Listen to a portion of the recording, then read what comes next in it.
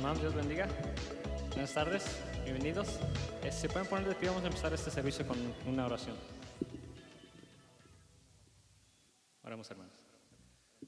Padre, sentamos muchísimas gracias, Señor, por otro día, Señor, otra tarde, Señor, para poder venir y escuchar, Señor, y alabar de tu palabra, Señor. Venimos ante ti, Señor, esta tarde, Señor, para darte la honra y gloria, Señor, y con las alabanzas, Señor, y el tema de hoy, Señor. Sé tú en cada uno de nosotros, Señor, y sé tú usando nuestro pastor. Te ponemos este servicio en tus manos, te pedimos todo esto en Cristo. Amén. Sí, Pierre, vamos a empezar con las alabanzas. Pueden prender la guitarra, por favor.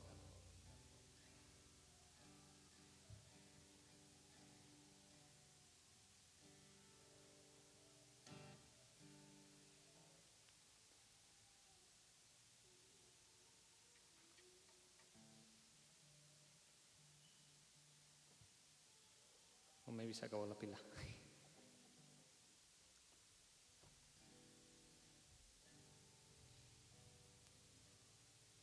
Unos minutitos, hermanos.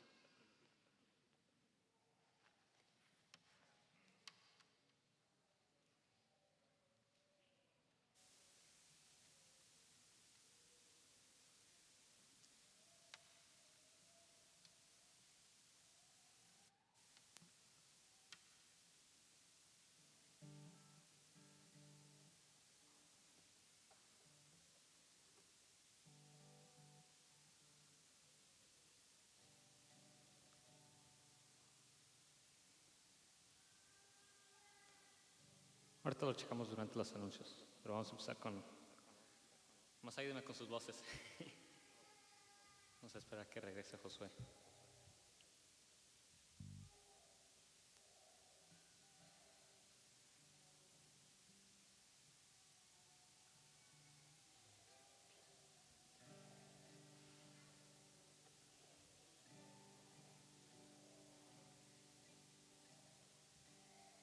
Sí, maybe se acabó la pila de la guitarra.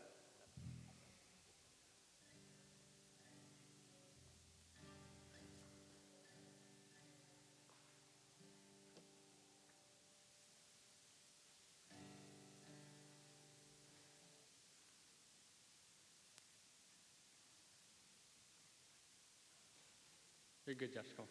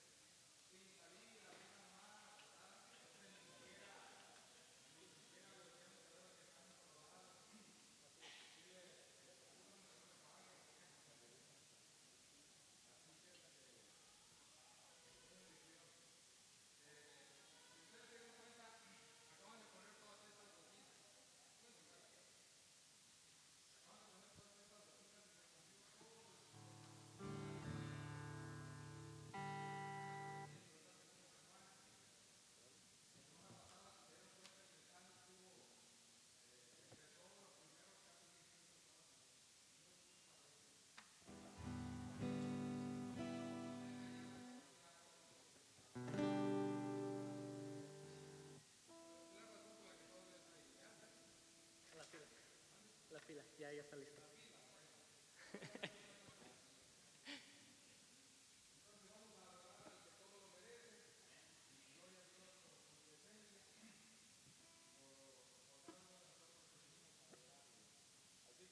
Ahora sí estamos listos. Ahora sí, unas más de pie, por favor. Empecemos.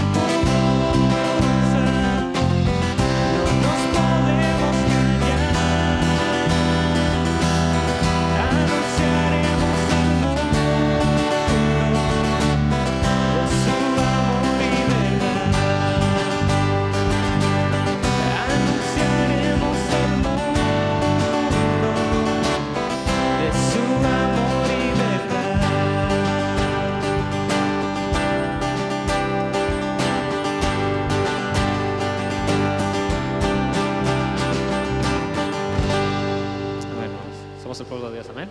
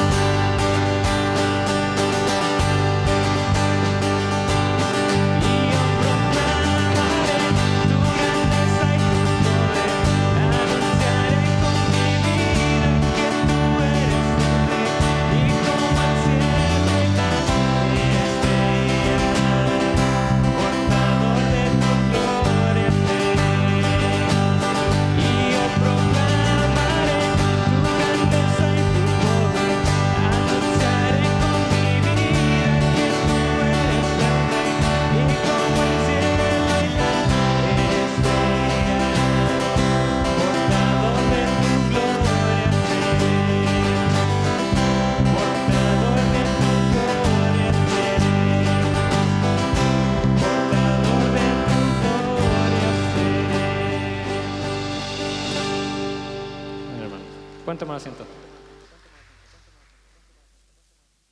Una vez más, hermanos, bienvenidos. Son unos pocos anuncios. Los horarios de servicio, los domingos, como hoy, a las 12:30 empezamos nuestro servicio. Los miércoles tenemos nuestro servicio por Facebook.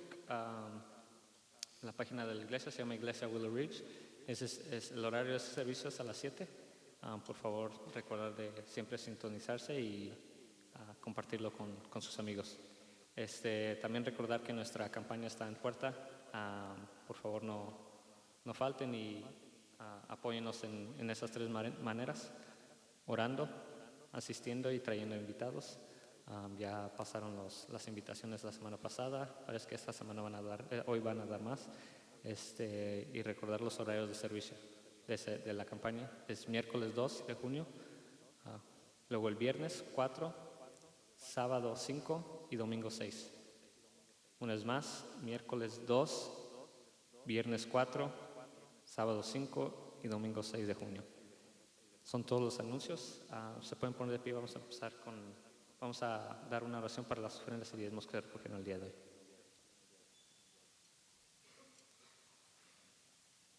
Oremos a Dios. Padre, damos muchísimas gracias, Señor, una vez más, Señor, venimos ante ti, Señor, para darte la honra y gloria, Señor, por medio de estas alabanzas, Señor. Te pedimos, Señor, que seas tú con cada hermano, Señor, con su salud, Señor, sus trabajos, Señor. Sé tú siempre proveyendo, Señor, y dándonos las fuerzas, Señor. Sé tú cada uno de nosotros, Señor, y sé tú con nuestro pastor, Señor, en esta tarde, Señor, que va a dar el tema, Señor. Sé tú siempre usándolo, Señor, y manteniéndolo con salud a él y a su familia. Te pedimos, Señor, una vez más, Señor, que seas tú con este servicio, Señor, y te pedimos todo esto en Cristo. Amén. Sí, de pie, continuamos con la siguiente alabanza.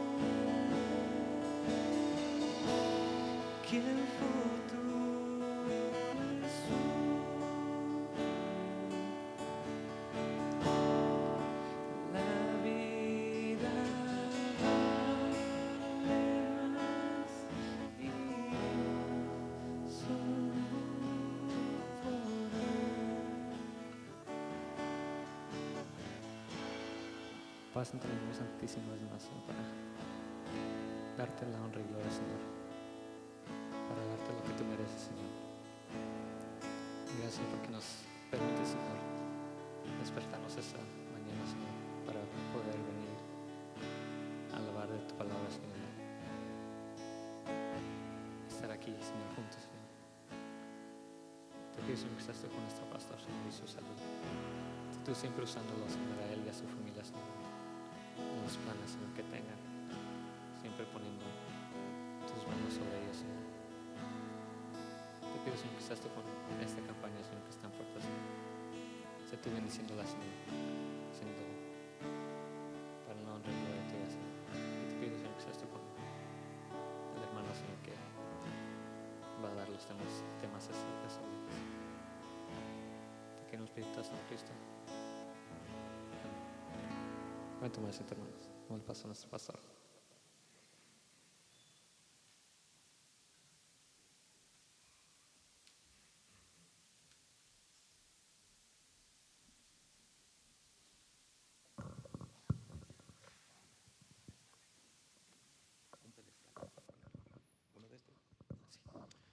¿Qué tal, hermanos?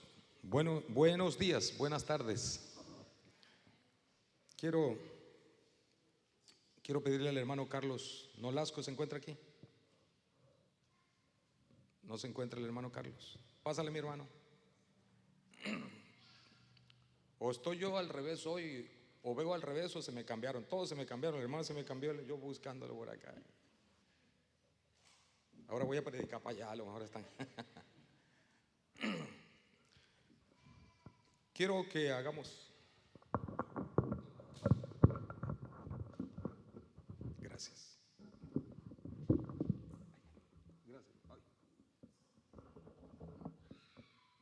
Gracias. Quiero que hagamos una oración aquí por mi amado hermano. Ayer celebramos un evento preciosísimo en el que él y yo, nuestras familias se vieron envueltos, puesto que vimos ya la segunda parte de la boda de nuestros hijos. Y pues mi hermano invitó a su familia y vino su familia de Atlanta, ¿verdad? Vino su familia de Atlanta y no sé de qué otras partes vinieron. Y fue pues algo muy triste lo que aconteció. Y yo quiero orar por ellos. No sé si tú quieres comentar algo, hermano. No. ¿Quieres que lo diga rapidito? Okay.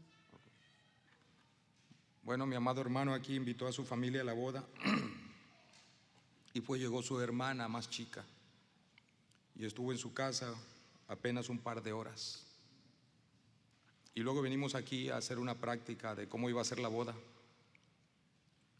Y cuando llegan a su casa, pues su hermana se sintió más mal y la llevaron, y en el inter del hospital pues pasó a la presencia de Dios. Fue un golpe muy duro. Venían con gozo y aconteció esto.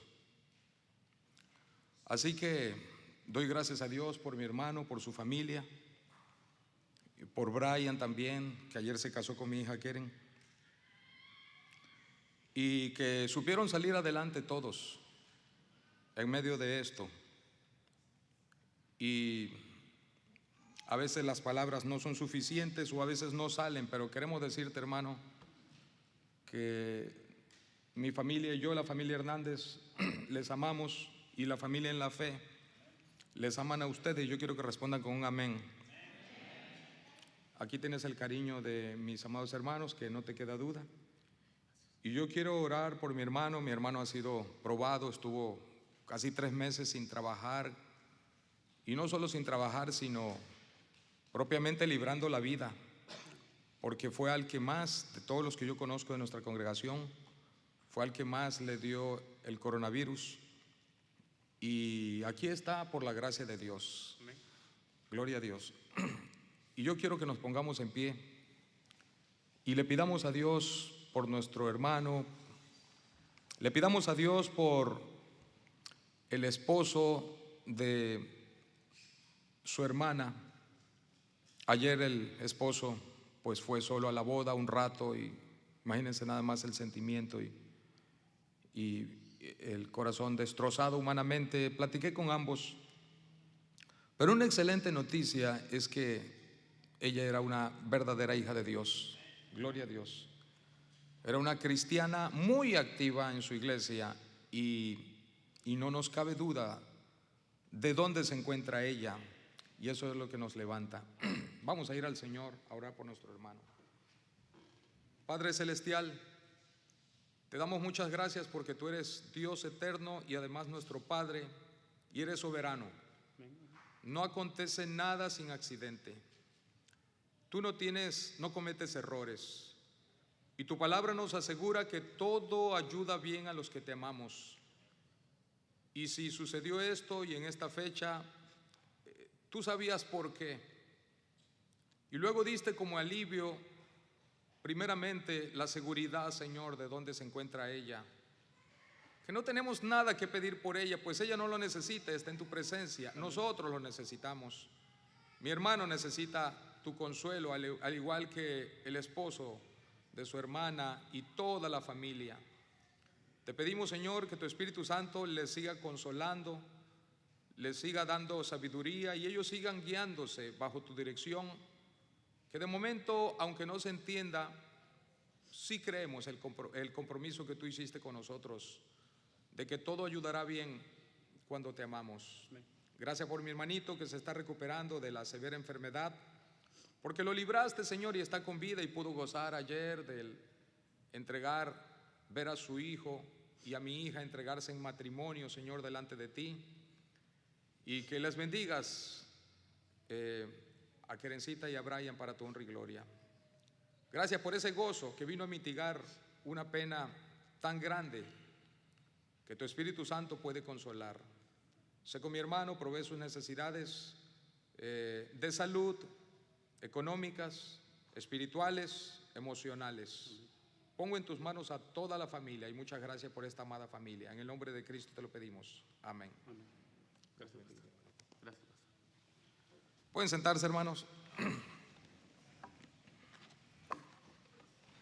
Muy bien, abran sus Biblias a Apocalipsis capítulo 1, por favor. El libro de Apocalipsis, en el capítulo 1.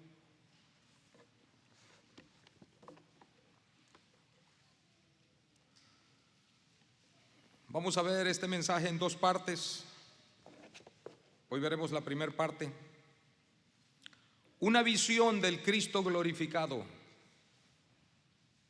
La revelación del Cristo glorificado.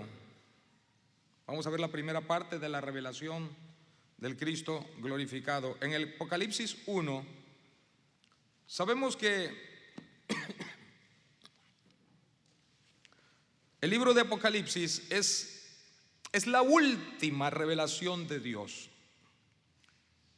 Nosotros, los evangélicos, los cristianos, los creyentes en Jesucristo,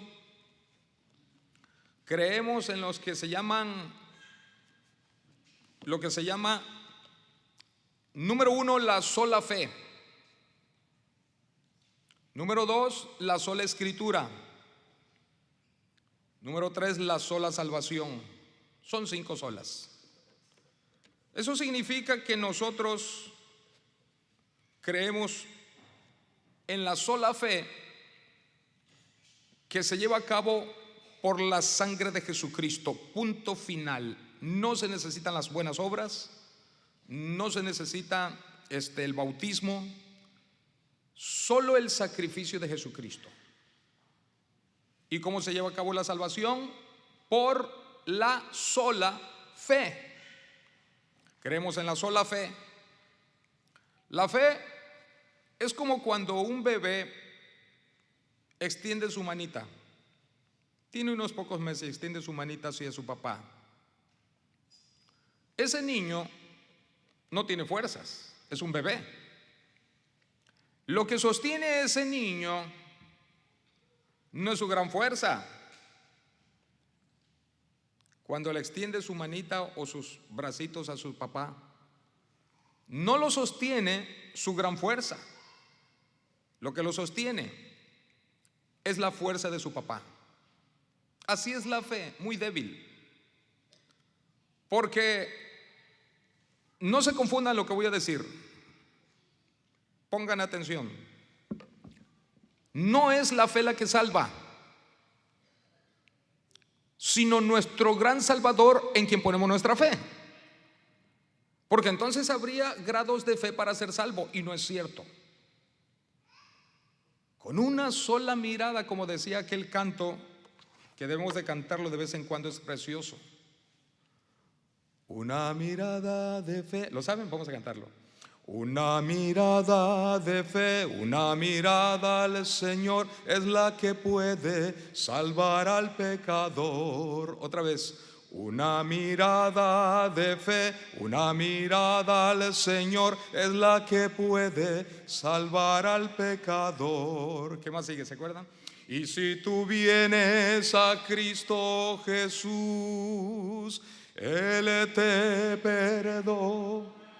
Gloria a Dios, qué bonito, todos. Porque una mirada de fe es la que te puede salvar. Y si tú vienes a Cristo Jesús, Él te perdonará. Porque una mirada de fe es la que te puede salvar. Qué bello canto, una letra ciertísima. Una simple mirada de fe, como el wifi, ¿verdad?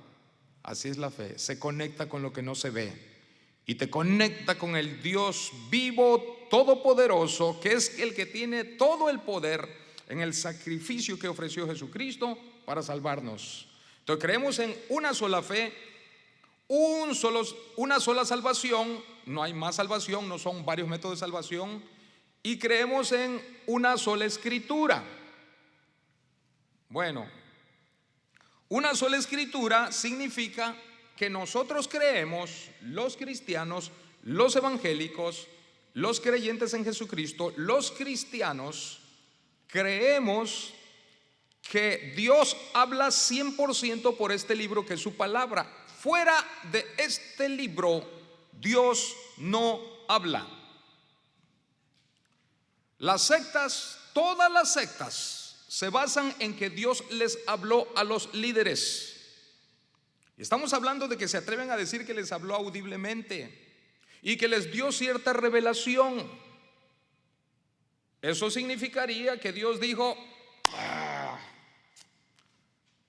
¿cómo se me pasó algo en la Biblia? Bueno, voy a agarrar a fulano, vente tú, te voy a ungir y te voy a revelar. Ahora sí dile a la iglesia lo que no puse en este libro. Eso no existe. Todo, absolutamente todo lo que nosotros creemos, lo que nos puede llevar al cielo, aquí viene el mensaje. Todo lo que se trata de Dios, aquí viene el mensaje. Dios no habla fuera de este libro. En este libro está toda su revelación. Por eso creemos en la sola escritura. Los mormones le han añadido otro libro, entonces ya no es la sola escritura, porque es las sagradas escrituras más el libro del Mormón. Los católicos creen en las escrituras más dos cosas extras, lo cual no hay base bíblica para creerlo, pero ellos así lo creen falsamente. ¿Qué es lo que creen? Que Dios habla por este libro. Número 2, que habla por el famoso magisterio, que son los líderes. Número 3, que habla por las famosas tradiciones, y que las tradiciones de los hombres son palabra de Dios, una cosa absurda. Nosotros creemos que solamente Dios habla por este libro. Este libro ha pasado todas las pruebas. Dios nos da la última revelación en el libro de Apocalipsis acerca de Jesucristo. Y cuando terminó de escribir este libro de Apocalipsis, Miren cómo terminó en el capítulo 22. Aquí ya se acaba la Biblia. En el capítulo 22. Y miren cómo dice el versículo 18. Por eso hay necesidad de conocer este libro donde Dios nos habla. Ya terminó Dios la revelación, y antes de despedirse, en su escrito, como toda carta que uno se despide, Dios antes de despedirse da una fuerte advertencia. ¿Cuál es la advertencia? Ni siquiera fue el apóstol San Juan, ni siquiera fue Pedro, ni siquiera fue Pablo, ni siquiera fue Moisés que escribió la ley. Es Jesucristo. Dice: yo testifico a todo aquel que oye las palabras de la profecía de este libro. Si alguno añadiere a estas cosas, Dios traerá sobre él las plagas que están escritas en este libro. Y leer Apocalipsis es terrible. Y si alguno quitare, no le podemos añadir y no le podemos quitar. Y si alguno quitare de las palabras del libro de esta profecía, Dios quitará su parte del libro de la vida y de la santa ciudad y las cosas que están escritas en este libro. Y ya se despide diciendo: vengo pronto por ustedes. Entonces, en el capítulo 1, obviamente del 1 al 22, nos da la última revelación. ¿Y cómo fue el proceso de la revelación? Bueno, en el capítulo 1 hay 3 revelaciones. Número 1, la revelación del mensaje de Cristo, el mensaje, lo que quería que supieran su pueblo y el mundo. Número 2, la revelación del día del Señor. ¿Han escuchado eso, el día del Señor? ¿Qué es el día del Señor? Pues Dios aquí lo revela. Número 3, la revelación de la persona del Señor Jesucristo. Primero, la revelación del mensaje de Jesucristo, la revelación del día del Señor, y luego la revelación de la persona de Jesucristo, que ya se presenta ya no como aquel carpintero que lo hicieron, que lo torturaron y que no se defendió, sino lo presenta de una manera que quien lo veía caía muerto por su santidad. Pero bueno, vamos a ver entonces, número 1, la revelación del mensaje de Jesucristo. Miren cómo dice el versículo 1. La revelación, la palabra revelación es lo que significa la palabra Apocalipsis. O Apocalipsis significa revelación. Otra idea, Apocalipsis significa correr el velo, ¿verdad? Está cerrado un velo. Dios quiere revelarnos qué hay detrás de ese velo. Dios quiere revelarnos qué hay detrás de la muerte. Dios quiere revelarnos qué hay en el futuro. Dios quiere revelarnos qué hay allá en el cielo. Dios quiere revelarnos los terrores del infierno. Dios quiere revelarnos la triste condición de los que mueren sin Jesucristo. Dios quiere revelarnos la bienaventuranza de los que mueren en Jesucristo. Dios quiere revelarnos nuestra mansión en los cielos, las calles de oro, las casas, todo eso. Y sobre todo nos quiere revelar su persona. Entonces, dice que es la revelación de Jesucristo que Dios le dio. ¿A quién se la dio? A San Juan. Miren el proceso de la revelación. Bueno, dice el propósito: para manifestar a su siervo las cosas que deben suceder pronto. El propósito del Apocalipsis es dar a conocer todo el futuro, que ya mencionamos, todas las cosas que iban a acontecer delante de los ojos de Dios pronto. Porque para Dios 1000 años son como un día, y para nosotros un día es como 1000 años, pero para Dios 1000 años es como un día. Dice: y la declaró enviándola por medio de su ángel a su siervo Juan. Aquí le llegó ya al apóstol Juan. Y Juan dice que ha dado testimonio de la palabra de Dios. Predicaba Juan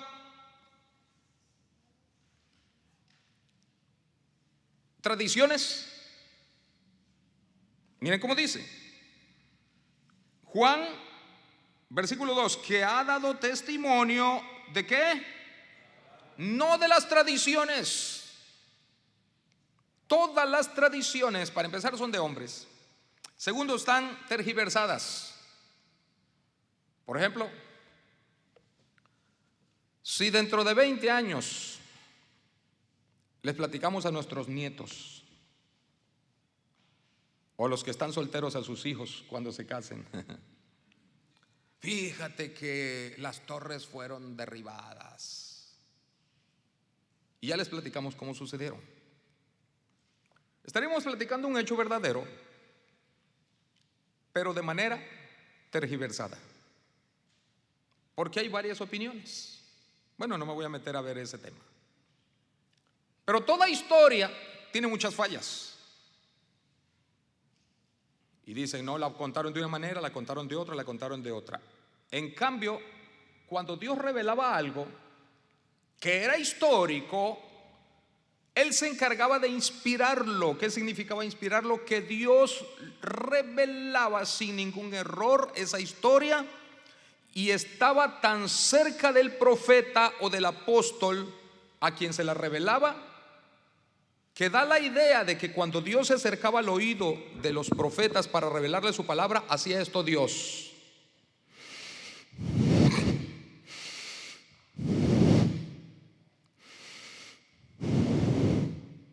Esa es la idea. Eso es lo que significa inspirar. Significa que el Espíritu Santo estaba tan cerca de los profetas, de los reyes, de los apóstoles, recibiendo la revelación, que da la idea de que estaba Dios tan cerca de ellos que podían escuchar su respiración. ¿Y por qué estaba Dios tan cerca de ellos? Para revelarles una historia y vigilarles de que no cometieran errores. La supervisaba. Eso es revelación. Eso ya se acabó. Por ejemplo, el mensaje que yo traigo hoy, cada domingo o cada miércoles, no lo tomen a mal, pero yo no traigo un mensaje inspirado, porque eso no existe. Si yo trajera un mensaje inspirado, no vendría con esto. Miren, ¿qué cosa es esto? Es el resultado de horas, días, semanas de estudio. Si Dios me lo hubiera revelado, me lo revela, mas no me lo inspira, que es diferente. Hoy no existe la inspiración. La inspiración sería que yo estuviera en algún lugar y Dios me hablara y me dictara, y yo vendría con un mensaje no bajo mi estudio, sino algo que no existía y que Dios me lo dio a saber y que vengo a decírselos. Hoy no existe esa clase de inspiración. Lo que hoy existe, y eso sí me lo da a mí y se lo da a todo pastor y a todo el fiel, es la iluminación. Es diferente la inspiración a la iluminación. Repito, inspiración es Dios revela algo, lo supervisó para que se escribiera como Él quería que se escribiera y no cometiera errores el escritor al escribirlo, lo supervisaba y luego lo protegió y se añadió a la Biblia, que es una biblioteca de 66 libros. Eso ya no existe. Lo que existe es la iluminación. Eso significa que cuando yo vengo a la palabra que fue inspirada y que ha pasado milenios de pruebas y es indestructible, cuando yo vengo a este libro santo, yo tengo que venir en oración a Él para entenderlo, porque esto no es el periódico, esto no son las matemáticas, esta es palabra de Dios, es algo espiritual. Y entonces Dios me ilumina, me da sabiduría para entender lo escrito. Eso claro que existe hoy. Cuando usted abre la Biblia, Dios está iluminando. Empezamos en una oración pidiéndole: Señor, ayúdanos a entender tu palabra, para que usted que escuche el mensaje, Dios le ilumine. Eso sí existe. Pero aquí no está iluminando a Juan, aquí está inspirando a Juan para que escriba la nueva revelación. Y lo primero que va a revelarle es su mensaje. para que ese mensaje se predique, se lleve a cabo y se haga llegar a las iglesias, enviándola a las 7 iglesias de Asia Menor, lo que hoy es Turquía. Ahí estaban las 7 iglesias, no estaban en Israel, estaban en Asia Menor. Bueno, entonces, número 1, el mensaje. El mensaje es divino. A Juan le llega y el versículo 4 dice: Juan a las 7 iglesias. Ya le manda un mensaje, ese mensaje a las 7 iglesias. Juan no viene con cosas, con un show. Decreto, cállate, te tumbo. No. Juan viene con la palabra de Dios. El apóstol viene con la palabra del Señor y se la envía a las 7 iglesias. Así que recuerden que hasta aquí, esta revelación, que es el último libro, se lo da el apóstol Juan. El apóstol Juan, ¿en dónde se encontraba? Aquí mismo nos los dice.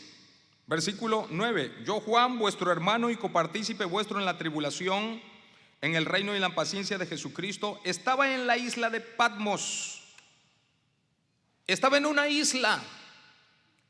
Al apóstol San Juan, escuchen esto, si usted hubiera visto físicamente a Juan en este momento que está escribiendo este versículo 9, miren cómo lo iba a ver. No lo iba a ver como el muchachito de aproximadamente 17 años que siguió a Jesús cuando era un apóstol, cuando Jesucristo lo llamó para que fuera apóstol, que era un muchachito sin bigotes, que quizá tenía barba de futbolista, ¿verdad? 11 pelos de cada lado y el árbitro en medio. Era un muchachito apenas si le empezaba a cambiar la voz. Oye, Señor, ya se le iba la voz a Juan, ¿verdad? Estaba cambiando. Apenas se acababa de pasar de la pubertad. Era un jovencito. Cristo lo trataba como su hijo, y como estaba tan jovencito, se le recostaba en el pecho de Jesús. Era un apóstol, era un muchacho. Si nosotros vemos a Juan aquí, físicamente, primero lo vamos a ver un ancianito. Tiene como 90 años. Número 2, ¿saben cómo lo vería usted? Quemado. Cicatrices horribles. Una quemadura es tremenda. Y veríamos al apóstol San Juan, a ese siervo de Dios, a ese apóstol de Jesucristo. Era el último. Cuando lo aprendieron por predicar a Jesucristo, lo aventaron a un perol de aceite hirviendo. Por la gracia de Dios, no murió. Salió con esas quemaduras terribles de 3er grado, y Dios se la cicatrizó, y el aspecto de Juan pudiera ser espantoso. Quemado su cuerpo. Aparte de eso, le prendieron los grilletes, las cadenas, y así ancianito lo mandaron a sacar sal a las cuevas en una isla en Patmos. Esa es la historia del apóstol San Juan. Por eso dice el versículo 9: Yo, Juan, vuestro hermano y copartícipe vuestro en la tribulación, en el reino y en la paciencia de Jesucristo, estaba en la isla de Patmos. Miren,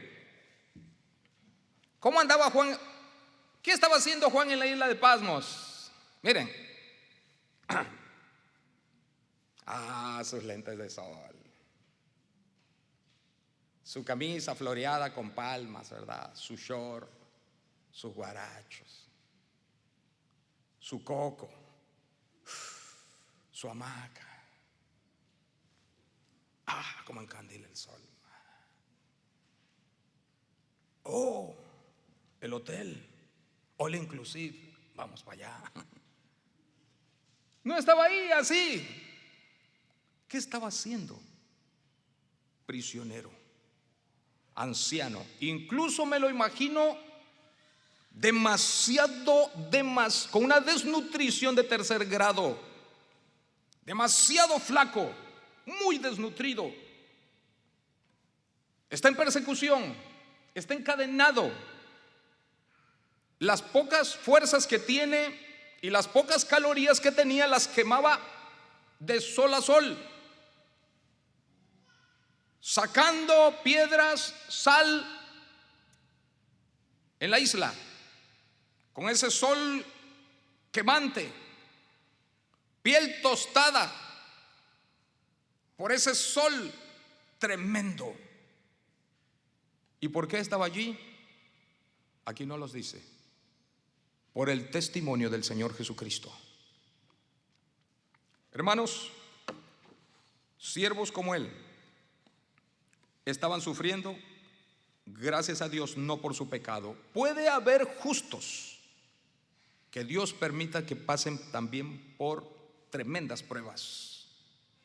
Es cierto que las pruebas a veces son consecuencia de algo malo que se siembra y se cosecha, pero también hay sufrimiento en el cual no se sembró pecado, más bien se sembró obediencia al Señor, y por obediencia al Señor se cosecha persecución, tribulación, desprecio. El propio Jesucristo no tuvo un átomo de pecado y su vida fue de sufrimiento. El apóstol San Pablo, vaya que sí sufrió. El apóstol Juan aquí sufre, y todos los otros apóstoles, todos murieron por su fe. A veces uno sufre como Job, porque Dios tiene algún plan que nosotros ignoramos, y siempre para algo bueno. Juan está sufriendo, pero Juan tiene una paz preciosa en su alma, porque sabe que está sufriendo por Jesucristo. En Hechos 4 ustedes pueden leer que cuando aprendieron a los apóstoles, en el segundo sermón que apenas el apóstol Pedro predicó, apenas el segundo sermón después de que Cristo ascendió a los cielos, Pedro predica el segundo sermón y los encarcelaron, y cuando los sacaron de la cárcel los azotaron, y dice, y ellos gozosos vinieron a los hermanos donde estaban orando, dice, gozosos de que habían sufrido por Jesucristo. No es que sean masoquistas, sino que gozosos de que estaban sirviendo al Señor y les dio esa oportunidad. Entonces aquí encontramos a Juan sufriendo, y Dios le reveló el mensaje, y en el mensaje le revela el tema del día del Señor. Dice el versículo 10, ¿quién está hablando? El mismo ancianito. Yo estaba, ¿quieren leerlo conmigo? Vamos a leer el versículo 10 todos. Yo estaba en el Espíritu en el día del Señor, y oí detrás de mí una gran voz como de trompeta. Muy bien, la segunda cosa que Dios revela aquí es el día del Señor. Ya reveló el mensaje. El mensaje es, Dios se lo inspira a Juan. Juan lo escribe en un lugar nada agradable como es la isla, y sufriendo y encadenado. Y entre todos los temas viene el tema del día del Señor.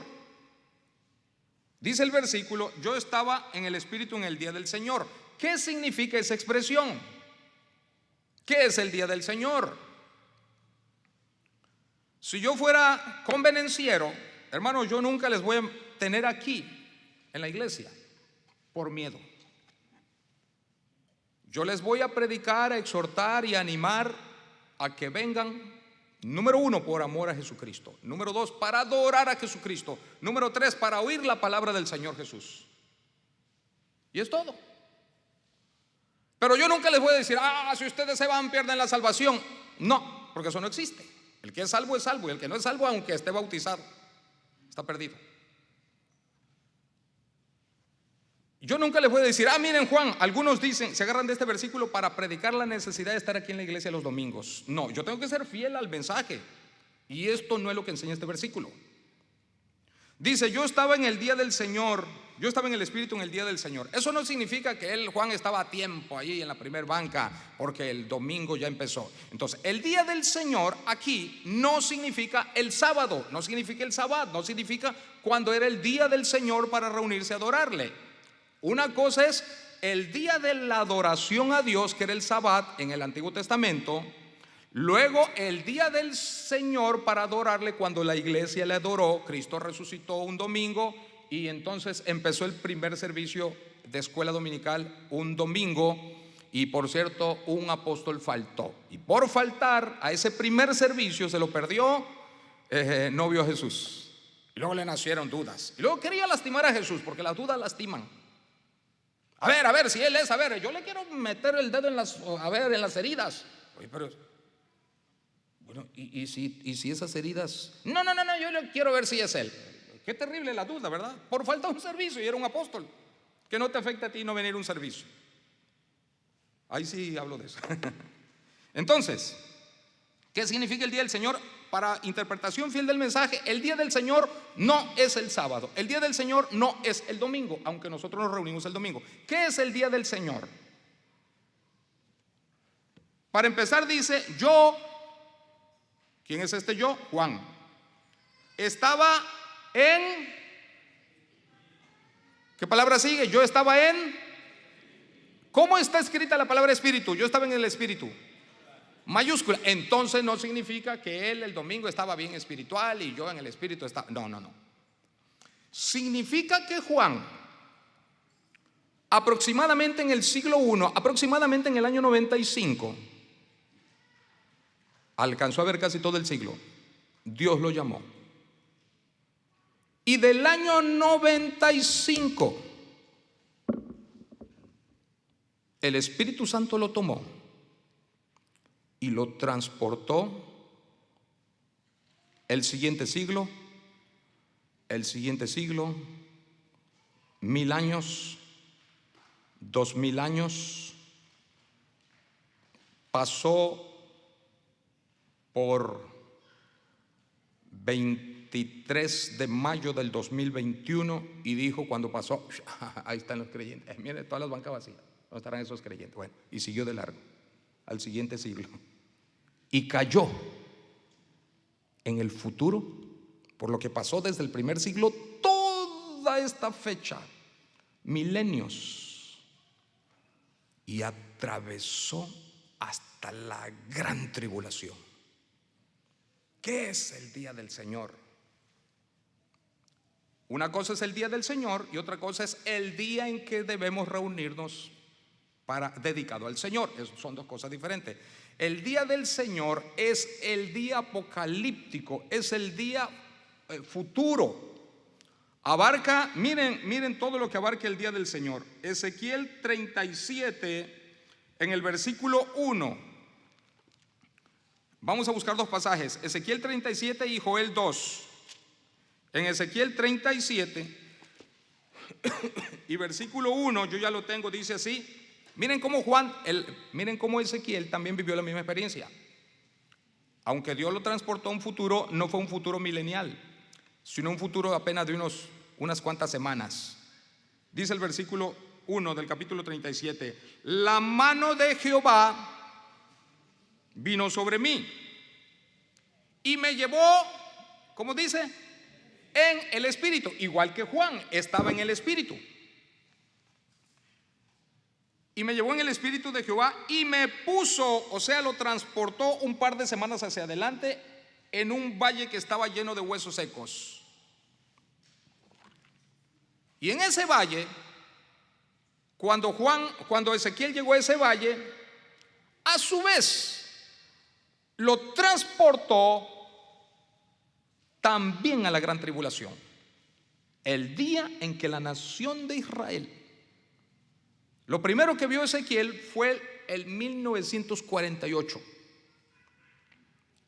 Ezequiel vio desde 1948 hasta el final de la gran tribulación. ¿Por qué digo eso? Escuchen con atención. Porque lo que vio fue cuando la nación de Israel iba a ser restaurada, que es comparado a huesos secos que Dios les dio vida nacional, no vida espiritual, sino nacional. O sea que como nación Israel estaba muerto por 2000 años, y en el 1948 Dios trajo la nación. Todavía no ha terminado de trabajar con Israel, hasta que en la gran tribulación salve a Israel. Todo eso lo vio. Estamos hablando de que Dios es todopoderoso, y Dios tomó a Ezequiel, lo llevó al Valle de los Huesos Secos, y de las Valles de los Huesos Secos lo transportó a la gran tribulación. Juan lo tomó desde el siglo I en el Espíritu y lo llevó, y Juan contempló todo en vivo y a todo color el día del Señor. Joel 2 nos habla de la definición del día del Señor. Rapidito porque el tiempo se me va. Dice Joel 2 versículo 1. Vean lo que es el día del Señor. La gente no lo entiende. Dice: tocad trompeta ¿en dónde? Sión. Todo lo que voy a leer ahorita aquí, aunque va a ser mundial, se aplica a la nación de Israel. Sión es Jerusalén. Tocad trompeta en Sión y dad alarma en mi santo monte. Tiemblen todos los moradores de la tierra, porque el día de Jehová, ese es el día del Señor, el día de Jehová. Porque viene el día de Jehová, porque está cercano. Ahora miren cómo va a ser el día de Jehová o el día del Señor, que Juan lo vio, es el Apocalipsis. Día de tinieblas y de oscuridad, día de nube y de sombra, como sobre los montes se extiende el alba, así vendrá un pueblo grande y fuerte, semejante a él no lo hubo jamás, ni después de él lo habrá en años de muchas generaciones. Delante de él consumirá fuego, tras él abrazará llama, como el huerto del Edén sobre la tierra delante de él, y detrás de él como desierto asolado, ni tampoco habrá quien de él escape. Su aspecto como aspecto de caballos, y como gente de a caballo correrán, como estruendo de carros saltarán sobre las cumbres de los montes, como sonido de llama de fuego que consume hojarasca, como pueblo fuerte dispuesto para la batalla. Está hablando de cuando Israel será atacado terriblemente.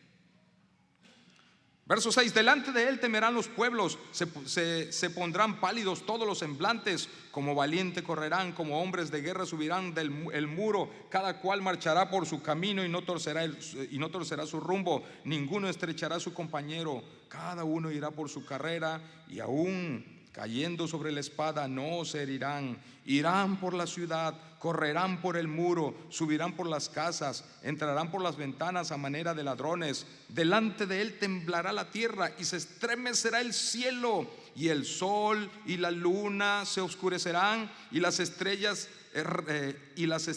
retraerán su resplandor. Y Jehová dará su orden delante de su ejército, porque muy grande es su campamento, fuerte es el que ejecuta su orden.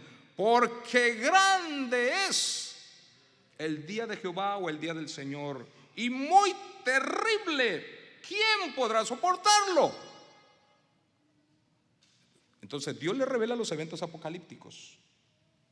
Ahora el día del Señor tiene dos lados, como una moneda. El primer lado nos habla cuando Israel sea sometido a los terribles juicios, la gran tribulación. Miren como 5000 misiles le aventaron los palestinos. Eso son pétalos que le aventaron comparado con lo que vendrá.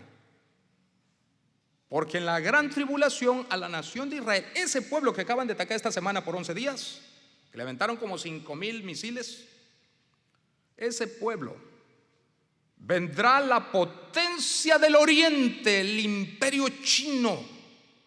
Vean el poder nuclear que tiene China. Vendrán los reyes del norte, el poderío de Rusia.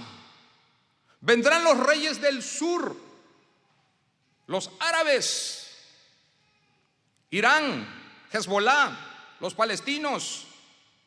Todas esas naciones Y se llevará a cabo la guerra, la última guerra sobre la tierra que va a sufrir Israel, que se conoce como la batalla del Armagedón.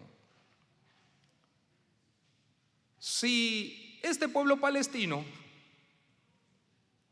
que no tiene infraestructura, no tiene dinero, se están muriendo de hambre, que lo poco que consigue es para las armas, llenos de odio, lograron hacerle tanto daño a Israel, casi 5,000 misiles. ¿Qué no hará la potencia de Rusia cuando los ataque? Está profetizado que Rusia va a atacar a Israel. En la Biblia se le conoce en Ezequiel 37 como la batalla de Gog y Magog. Está profetizado que los reyes del oriente, China, ¿escucharon el comentario que hubo? Que si Israel seguía atacando a Palestina, China le iba a pasar las armas a los palestinos. ¿Alcanzaron a leer eso? No se logró porque se paró ya la guerra. Hay una tregua. Pero China está profetizado que va a atacar a Israel. Rusia va a atacar a Israel. Irán va a atacar a Israel. Hezbollah va a atacar a Israel. Las naciones árabes, el resto de las naciones árabes van a atacar a Israel. Es el día del Señor en el que Dios va a derramar su ira sobre el mundo entero, empezando por su pueblo que rechazó a Jesucristo. El segundo lado de la moneda es que Israel, al verse invadido en esa guerra futura que se conoce como la guerra de Armagedón, va a clamar al Señor. Y finalmente la ayuda para Israel en esa guerra futura le va a venir de parte del mismo Señor Jesucristo de manera corporal, física. Va a venir por ellos y los va a rescatar. Y si usted lee en casa Apocalipsis 19 se va a dar cuenta cómo los va a rescatar. Pero ese es el día del Señor. Pero dice aquí el capítulo Joel 2, versículo 12. Recuerden que el día del Señor tiene dos lados: el lado de la masacre, de que Israel será azotado, y el lado de la salvación de Israel. Miren lo que dice el versículo 12. Por esto, porque termina el versículo grande y terrible, el 11, es el día de Jehová y quién podrá soportarlo. Por esto, porque nadie lo puede soportar, por esto pues ahora dice Jehová, ¿qué les dice? Convertíos. ¿Conviértanse a quién? ¿A una iglesia? No. ¿Conviértanse a quién? ¿A un profeta, a un ídolo, a un apóstol, a un santo, a un pastor, a un papa, a un apóstol? ¿A quién se van a convertir? Convertíos a mí. ¿Cómo debemos venir al Señor? ¿Cómo? De todo vuestro corazón. El que es salvo es porque ha venido el Señor de corazón, a Jesucristo. El que no es salvo es porque es traído a las iglesias por las orejas, no de corazón, porque sus padres lo azotan. Y qué bueno que tú le enseñes a tu hijo, aunque sea a la fuerza. Porque si tu hijo te dice, no, yo no quiero ir a la escuela, sí, mi hijito, como tú quieras, vas a tener un burro ahí en la casa. Y para evitar eso tú vas a decir, no, mi hijito, se me levanta, ¿verdad? Y lávese esos dientes y no me hable tan cerca. Y váyase a la escuela. Y no me grite. Y se me va a la escuela. Y después ese niño, ya un muchacho degradado, ya con el aliento hasta fresco, va a decir que, mira viejo, dientes nuevos. ¿Por qué? Hay money. ¿Por qué hay dinero? Porque me diste para que yo estudiara. Gracias. Y uno va a decir, gracias, Señor. Así debemos hacer en la iglesia. Claro, no los maltrates. Enséñale con tu ejemplo, enséñale con tu oración, y enséñale viniendo tú, no diciendo ve y tú no vienes. ¿Y qué va a pasar? Entonces, aquí es donde dice convertíos de corazón y convertíos a Jehová vuestro Dios, porque misericordioso y clemente es, tardo para la ira y grande misericordia, y que se duele del castigo. O sea, Él va a sufrir cuando castigue a Israel. Luego dice, quién sabe si volverá y se arrepentirá y dejará bendición tras él. Esto es ofrenda y libación para Jehová vuestro Dios. Tocad trompeta en Sión, proclamad ayuno y convocad asamblea. Reuníos, reunid al pueblo, santificad la reunión, juntad a los ancianos, congregados a los niños y a los que maman. ¡Ah, qué bendición lo que viene! Hermanos, hasta de azul lo puse esto en mi Biblia. Lo que viene, lo subrayé porque es una joya lo que viene. Lo leo otra vez el 16. Reunid al pueblo, es cuando Dios en la gran tribulación, al final de la gran tribulación, reúne a Israel, después de azotarlo y de librarlo para que las naciones no lo exterminen.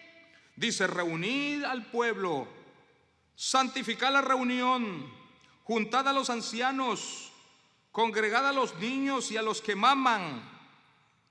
Y lo que viene es bellísimo. Salga de su cámara el novio. ¿Y qué más? Y de su tálamo la novia. Es una manera de describir que la novia está en la recámara nupcial con el novio. ¡Ja! Gloria a Dios. Escuchen.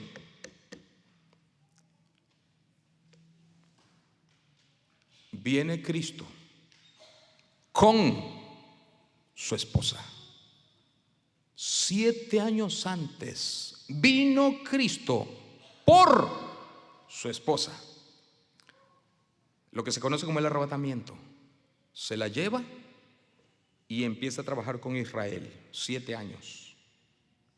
Al final de los 7 años que Satanás quiere destruir al anticristo, Cristo viene con su esposa. Porque los profetas van a estar mandando el mensaje a Israel: conviértanse al verdadero Mesías. El Mesías no es el que pone el 666. El verdadero Mesías lo crucificaron hace milenios. Y va a decir el Padre: salga el novio, y de su tálamo salga la novia, y venga el novio con su novia, su esposa, a la tierra a salvar a Israel. Es la segunda venida de Jesucristo visible. ¿Qué podemos llevar a casa de este mensaje hasta aquí? Podemos llevar a casa que el versículo 11 dice que el día de Jehová será grande, terrible, y termina con una pregunta. ¿Cuál es la pregunta? ¿Quién podrá soportarlo? Porque enfrentarse a Dios sin Jesucristo, en sus pecados y delitos, los incrédulos, independientemente si son ateos o religiosos, pero rechazaron a Jesucristo, porque no fue para ellos suficiente Jesucristo para salvarle, y lo rechazaron como Salvador, y en su lugar lo sustituyeron por las buenas obras, por el bautismo y por otras cosas. Para ellos Jesucristo es una parte de la salvación, pero no es toda la salvación. Una persona que se enfrente así al Señor en el juicio, dice: ¿quién podrá soportarlo? Antes de que eso llegue, termino con el versículo 12 otra vez. Por eso ahora, dice Jehová, convertíos. Primero hay que convertirse al Señor de corazón. Y le decía, porque está hablando con Israel, con ayuno, lloro y lamento. O sea, que te duela tu pecado y ven a Cristo. Y luego dice: rasgad vuestro corazón y no vuestro vestido, y convertíos a Jehová vuestro Dios. ¿Por qué razón voy a venir al Señor? Convertirse es venir a Cristo. ¿Por qué? Porque misericordioso es y clemente, tardo para la ira y grande en misericordia, que se duele del castigo. Vamos al Señor.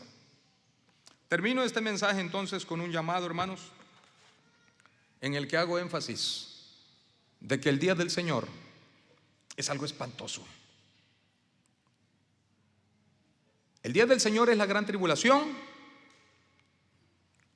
abarca el milenio, abarca el juicio de los ángeles, abarca el juicio de Satanás, abarca el juicio del gran trono blanco, que es donde van a resucitar todos los inconversos desde Caín hasta ese, para estar frente a él y recibir el juicio final.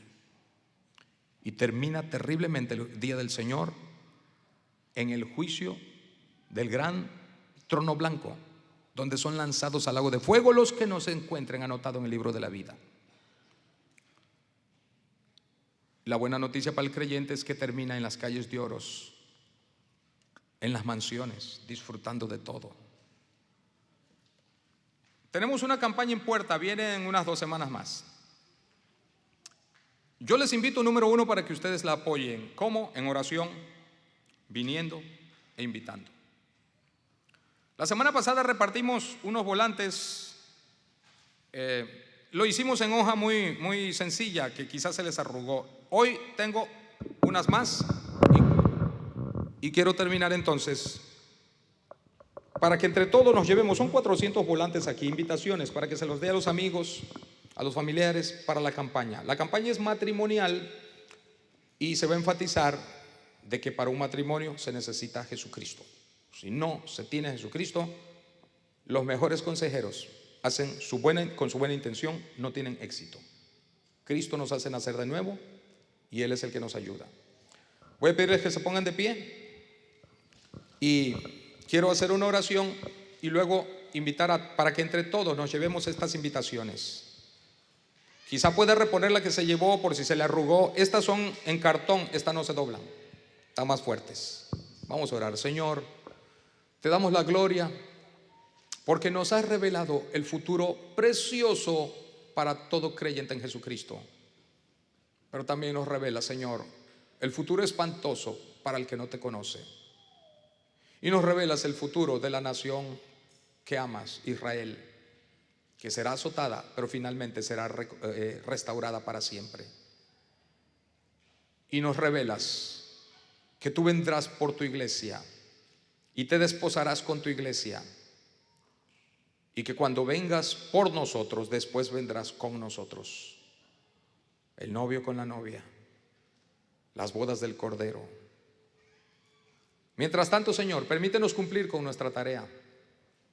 Bendice cada persona que se llevará estas invitaciones y dale sabiduría y amor por sus amigos, por sus familiares, para que se las entregue y los invite. En el nombre de Cristo te pedimos que bendigas esta campaña que viene y bendiga nuestras vidas en el nombre de Cristo. Amén. Pueden pasar todos los que deseen, llévense todas las que quieran, son 400, y repártala a amigos, repártala en Walmart, repártala donde usted guste. No se me vayan, vénganse para acá. Y vamos a llevar todas las que se necesiten y repartámoslas en el nombre de Jesucristo, para que las personas conozcan del Jesucristo y sus matrimonios sean restaurados, fortalecidos.